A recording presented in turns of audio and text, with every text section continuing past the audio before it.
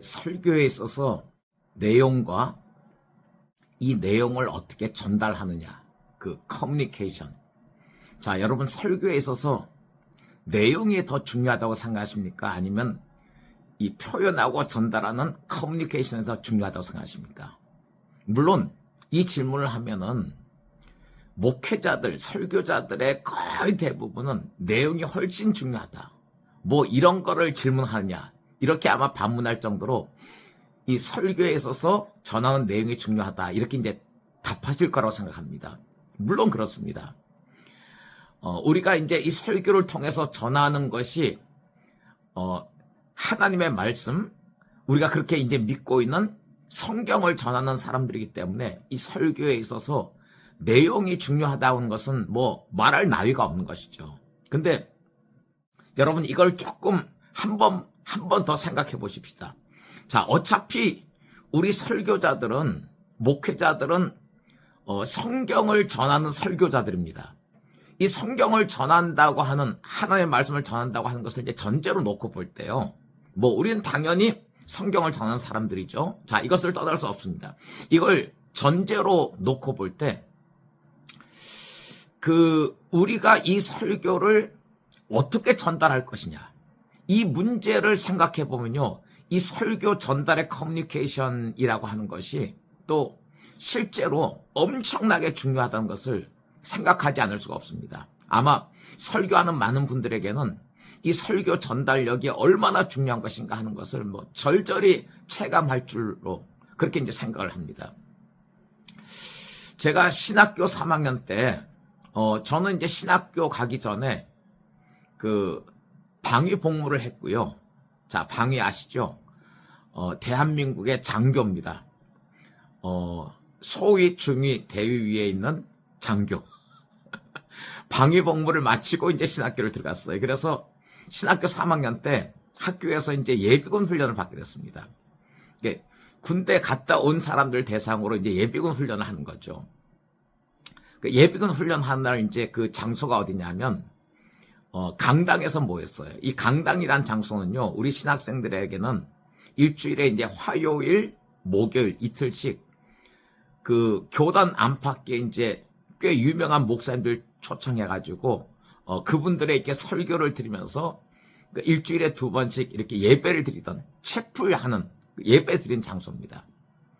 자, 거기에 예비군 훈련이 이제 진행이 돼가지고 어떤 강사 한 분이 와가지고 그냥 뭐 정신훈화식의 어떤 그냥 교양 강연을 하는 시간이었습니다. 예비군 훈련에 참석하는 사람들은 이제 예비군 복장을 입고, 자, 그거를 이제 보통 계비군복이라고 불렀습니다. 예비군복을 일단 입으면 사람들의 정체성이 확 바뀌지 않습니까? 그래서 이제 신학생들이 예비군복을 입고 강당에서 이제 외부에서 온 강사 강의를 듣는데, 뭐 여러분, 뭐 신학생들이 그 강의를 뭐 제대로 집중해서 듣기나 하겠습니까? 일단 계비군복을 입은 상태에서 뭐 교단 안팎에 아주 유명한 목사님들이 뭐 일주일에 2번씩 와서 이렇게 설교하는 그 장소인데, 뭐 이름 없는 어떤 강사가 왔는데요, 무슨 신학생들이 거기에 뭐 집중이나 하겠습니까? 보니까 뭐 절반은 그냥 강당 의자에 이렇게 누워서 자고, 뭐 절반은 뭐 이렇게 고개 숙이고 있고, 뭐 책 보고 있고, 뭐 딴짓하고 있고 이런 거예요. 근데 이제 이 외부에서 오신 이 강사분이 이렇게 강의를 시작하는데요, 이야, 저도 놀랐고 정말 기적 같은 일이 일어났습니다. 그건 뭐냐면, 이 강사가 강의를 시작한 지 한 3, 4분쯤 지났는데요, 갑자기 뭐 누워서 있던 신학생들, 엎드려 있던 신학생들, 딴짓하고 있는 신학생들이 전부 고개를 들고 그 강사의 강의에 이제 집중하기 시작하는 거예요. 그날 그 강사가 50분 정도를 강의했는데요, 여러분들 뭐 그냥 안 믿는 사람이 와가지고 일반적인 차원의 어떤 예비군 훈련에서 하는 그냥 교양 강연을 한 거예요. 근데 이게 기적 같은 일이 뭐냐면, 이 사람이 강의를 시작하고 한 3, 4분쯤 지났을 때 모든 학생들이 고개를 들고 그 강사의 강연에 막 몰입하기 시작하는 거예요. 그 한 50분 정도 이 강사가 이 학생들을, 신학생들을 대상으로 해서 막 웃겼다가 막 들었다 놨다 하면서 엄청난 흡입력으로 이 강의를 진행하는 거예요. 제가 그날 그 강의를 들으면서 너무너무 충격을 받았습니다. 20살에 주님 만나고 한 달쯤 후부터 제가 설교를 시작했는데, 그리고 이제 교회에서 매주 아이들을 데리고 뭐 중등부 아이들, 어떤 때는 초등부 아이들, 어떤 때는 장년들 데리고 이렇게 설교를 매주 하고 있는데, 와, 저는 그날 그 예비군 훈련 그 강사의 그 강의가 엄청나게 충격이 됐어요.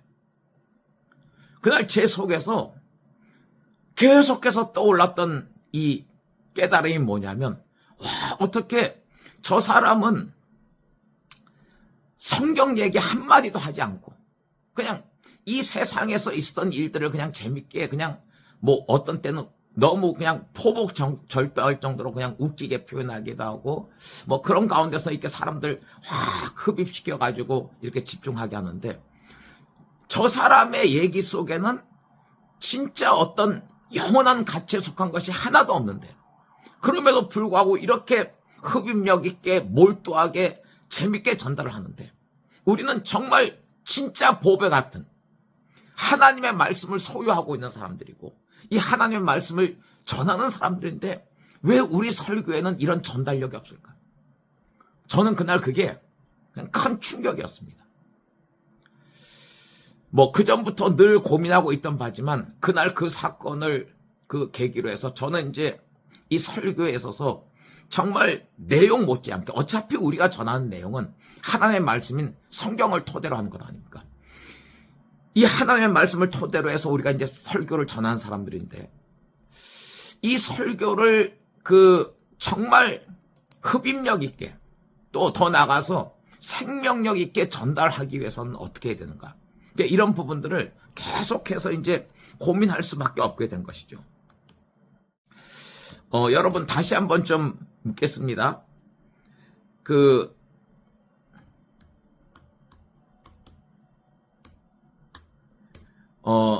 설교에 있어서 설교의 내용과 그 표현 전달력, 설교의 커뮤니케이션, 어느 것이 더 중요하냐? 자, 어차피 우리가 전하는 내용이 이제 하나님의 말씀인 성경을 토대로 하는 것이라는 것을 전제로 하고 나서 생각해 보면요, 이 설교를 어떤 식으로 우리가 그 준비를 해서 어떤 식으로 이렇게 표현하고 전달할 것인가, 이 설교의 커뮤니케이션은 참 어떤 의미에서 보면요, 설교의 내용 못지않게 굉장히 중요한 것입니다. 그런 경우들이 종종 있지 않습니까? 어떤 때는 내용은 좋은데, 내용은 정말 나무랄 데 없이 성경적이고 좋은 내용들을 이렇게 준비를 했는데 전달을 충분치 못하게 하면 그게 회중들에게는 우선 이게 무슨 내용인지도 잘 이해가 안 되고, 그리고 어떤 때는 설교 내용은 좋은데 전달에 문제가 생기면요, 회중들은 그 설교를 들으면서 어떤 은혜를 받는다기보다는 오히려 그 영이 침체되고 눌리는 경우들까지 생깁니다. 그래서 이 설교에 있어서 표현 전달력 어마어마하게 중요합니다. 반면에 이 표현 전달력이 이제 점점 더 그 기술들이 개발되고 능력이 개발되고 그래서 이 표현 전달력이 확장이 되면요, 그 설교를 통해서 전달하고자 하는 내용도 더 풍성해지게 됩니다. 왜냐하면 이 표현 전달력에 이제 늘 핸디캡을 갖고 있으면 전달하고자 하는 이 설교를 준비를 하다가도 이 설교는 어차피 전달하려고 해봐야 잘 전달도 안 돼. 회중들이 이해할 수도 없어. 나도 이걸 자신감 있게 전달할 수 없어. 그래서 그냥 지레짐작으로 그냥 포기해버린 경우들도 꽤 있습니다. 근데 이 표현 전달력이 점점 더 개발되고 강해지고 확장력이 생기면 그전에는 다루기 힘들었던 내용들까지 충분히 내가 그것을 받아들여 가지고 전달할 수 있는 자신감이 생기는 것이죠. 그래서 점점 더 그 설교를 통해서 다루고자 하는 내용도 깊이 있는 내용을 다룰 수가 있고 또 폭넓은 내용. 전에는 어차피 이런 내용들은 전달해봐야 별로 효과도 없어. 이렇게 지레짐작으로 포기했던 그런 주제들도 점점 더 이렇게 다룰 수 있는 폭넓은 내용들을 이렇게 다룰 수 있는 그런 설교의 확장력이 이제 계속해서 증가될 수 있습니다.